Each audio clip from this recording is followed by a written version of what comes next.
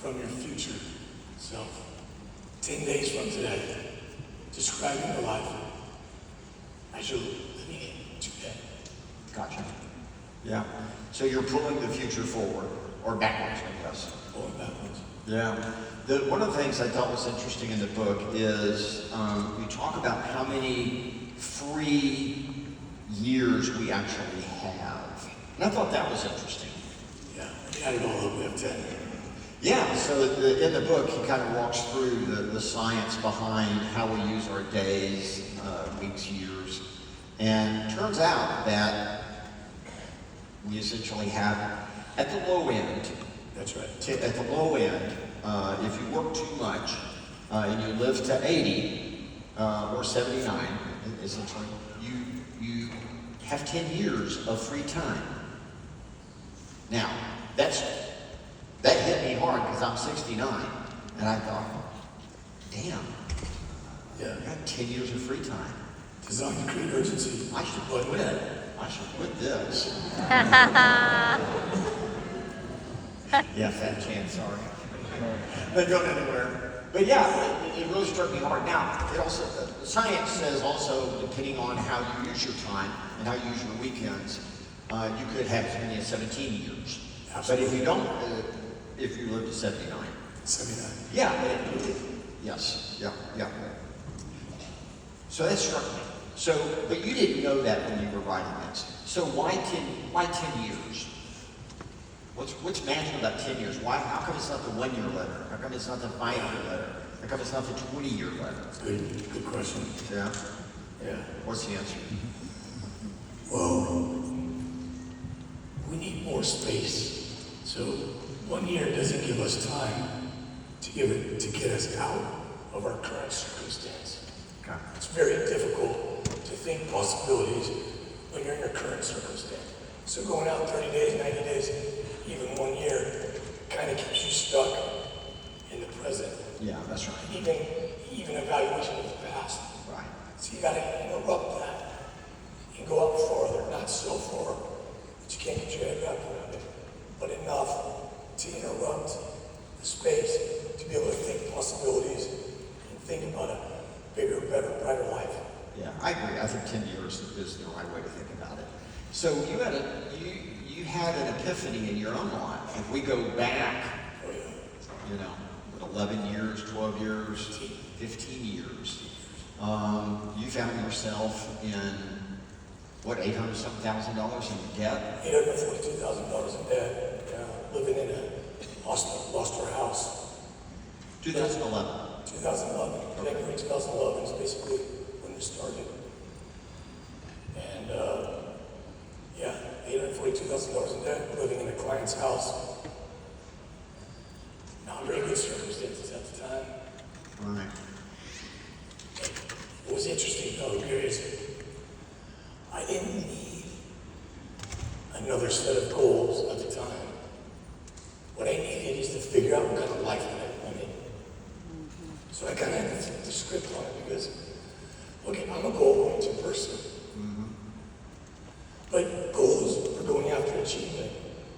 And sometimes achievement gets in the way of a life by alignment. Yeah, or I was fulfillment. totally out of alignment. Yeah.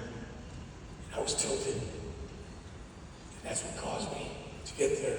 So 10 years is an anchor. it was You needed an anchor. I needed something. You needed I just something. really like, And so you randomly chose 10 years at that point and wrote a letter to yourself. I did. I wrote a letter to myself about what I go with my life. How does that letter start? Dear friend, or hey cool guy, or... Yeah.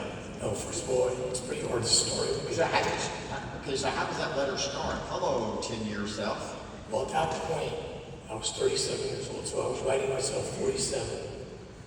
And that helped me, because then it put my kids, my son then would have been 18 instead of 8. My daughter would have been 15 instead of 5. Thank you. Where did I go? So that's how that. Yeah. So, Vodka. but it's more than that though, because you get yourself in that state of mind, and you start thinking about the type of relationship that you want to have with the most important people. And what you actually, how you want to live, how you want to spend your time. It wasn't the same way that I was spending it. It was hard to start it. And sometimes I didn't even believe it because I was still stuck in, the present. The easiest way for me to say that is, if you're not clear, at least for me, if you're not clear about where you're going in the future, Yeah. the present can feel like prison. Say that again.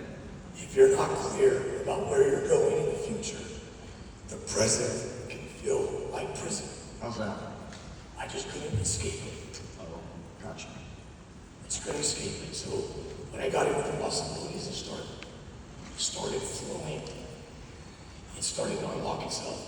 And you started accepting, having read the book, I know the story, you actually started accepting that you were, instead of being the person of your circumstances, you were a person of destiny, of opportunity. Yet, right? It's a mind flip. Because most people live in their circumstances. Everyone in this room, if you're not careful, this is where we go. I am my circumstances. And yours sucked. Mine sucked until you offer it, though. Because once you offer it, you own it. Yeah. Authorship is ownership. Now you can't unsee it. Now it's all yours. The thing that we've all been to goal setting classes. We ooze goals, right?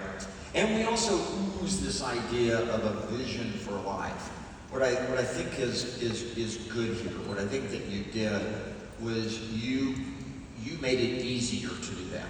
In other words, you turned it into a narrative about your life rather than, goal 1, goal 2, goal 3. This is Not just about my life, but other people's lives that have been through the process. It's really hard to simplify. Man, yeah. I took all this complex stuff and tried to teach science and psychology and simplify it down to almost like a paint by number. Right. Because anybody in this audience could leave here and go write their 10-year life. Yeah. The odds of them doing it are almost zero, though. I know. It's sad. It's true. No, it's hard. That's what I mean is, It's tough. because these guys are all high performers and they build big businesses. I really think if you got really clear on the life you wanted first, and then put the goals, the business goals in place second, to achieve that life, you'll never face burnout for the rest of your life. I agree. I've lived that. I understand that. And you did a beautiful job of explaining it. Now, last question. I have 2 questions. Second to last question. Why don't people do this? Because most people, you sit there and you hear this and you go, oh, I get that. Oh, I've been in that class before. Oh, I've heard this. Why? Yeah. The truth. It's scary. Yeah. It's absolutely horrifying for people to slow down long enough, to pause, to go internal, to start interrogating their soul and what actually matters and the truth. It's easy not to do that. A lot of high performers, they keep going fast. Right. Fast more. That's fine. But they don't do it because in the reality check is the truth. And I'm telling you though, it sets you free.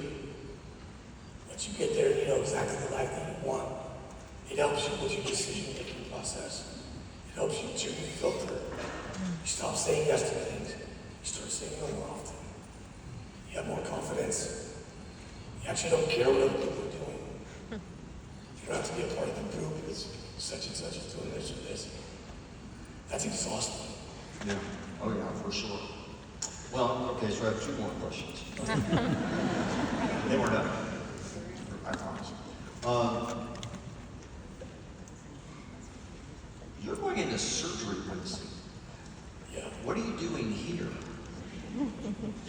Well, why was it important for you to come and spend 10 minutes with us? This is my mission.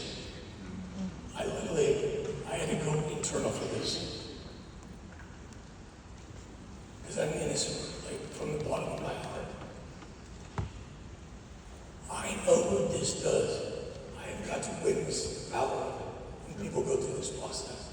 And if I have to change, if I have to give up and go down this path to get this message so millions of people not just alter their future, but wake up excited to live it, I'll trade it.